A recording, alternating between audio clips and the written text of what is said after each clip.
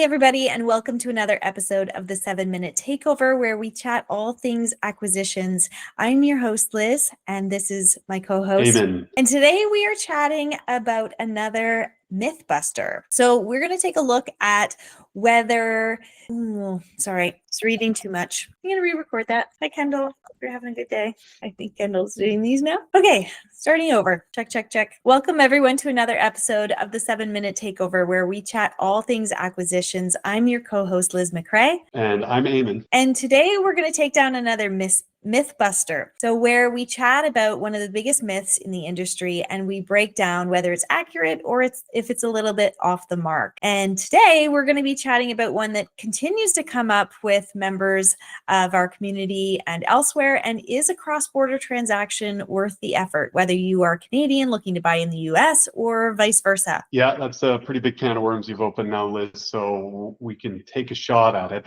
This is a pretty complex question, so I think we'll only be able to scratch the surface in 7 minutes.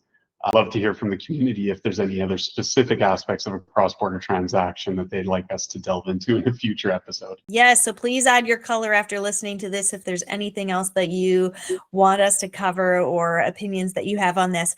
But let's start out by chatting about the hesitations most buyers have when they're considering cross-border. Yeah, and I don't think the top ones are really in valuations or regulation or operational realities. It's a simple understanding of, can I get a good deal done in that country? And the biggest risks to getting a deal done in a foreign jurisdiction, I think, are will banks take me seriously? Will sellers take me seriously? And finally, will I be able to earn a return on my investment that justifies those risks? Okay, I like those first three framing points. As a former broker, I'll take the first one about, will sellers take me seriously as a buyer? And I think one of the things that buyers have to really consider is, they've really got to come with a strong, compelling reason for why they're buying cross-border. If it's a competitive situation where it's a deal repped by a business broker or an M&A advisor, you're really strongly competing against other buyers, and you've got to come with a strong defense as to why you are the best fit for that company. The other thing that you've really got to strongly be able to defend and demonstrate is your ability to close and fund the transaction. So you've got to have your lenders in place or be a strong cash buyer. And lastly, you may have a better chance of getting a foothold in an industry if you're doing proprietary off-market search cross-border, because it will be less competitive. It'll move a little bit slower, and you can have more time and take more care in building rapport with business owners. And so for that reason, it might make sense if you're an existing company growing through acquisition and you've got that strong case to be made as to why you're a strategic fit buying cross-border, that goes a long way. That's actually a really interesting suggestion. I wouldn't have thought about that on the proprietary search front. The second question, or second myth, can I get a lender to back this deal? And we'll take a look at kind of specifically banks. So most banks typically want direct local access to three things. One is the operations of the company. They want to see what the company does. Second is to the management of the company. They don't necessarily love the idea of an owner being in a faraway place. And so this actually has, I'll get to the third in a second, this actually has two major implications already. So the loan will almost always need to be provided by a bank in the jurisdiction in which the company already operates, and that lender would need to be comfortable with the management plan you have and their access to decision makers in the company. The big exception here would be that if you are an operating company making a strategic acquisition in the foreign entity, you may be able to get your domestic bank to support that transaction. Secondly, it's collateral challenges. Now, cash flow loans are already pretty light on collateral. For Canadians buying in the US, you won't be able to access the SBA 7A loan program. That is, unless you've got a partner that represents a majority ownership of the resulting company.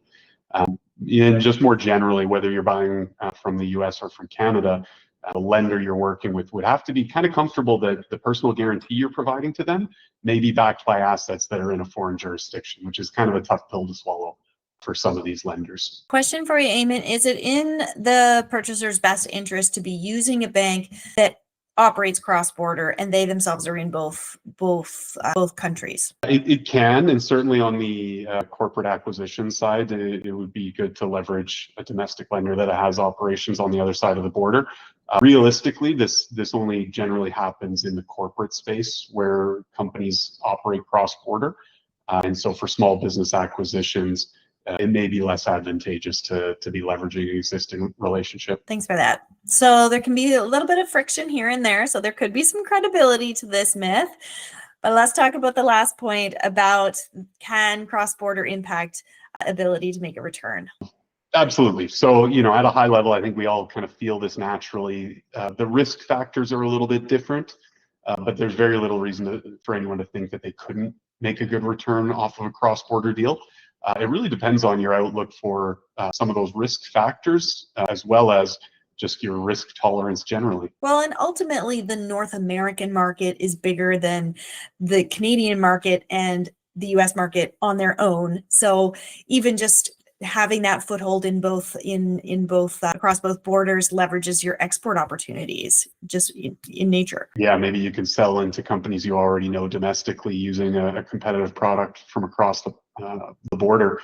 Some of the big risks are not having teams or customers in close physical proximity, lack of familiarity with the local market that you'll be working in, large future FX changes, but all these may be okay if the opportunity is strong enough. So ultimately, what we're hearing is you've got to represent the strongest strategic buyer, the fit as a buyer, and if you can manage to close a deal with your financing parties, then there's an opportunity here. I think the juice could be worth the squeeze, but don't launch a full cross-border search process without giving some proper thought to the hurdles we highlighted, or you may find yourself disappointed. Thanks, Eamonn. So come with a compelling argument and very, very strategic, thought out approach. And like Eamonn said, juice could be worth the squeeze. Thanks, everybody. This was another episode of the 7-Minute Takeover. And we love your suggestions and thoughts around what we should cover next. So we love to hear from you. Let us know. And until next time, we'll see you then. See you later. Take care, everybody.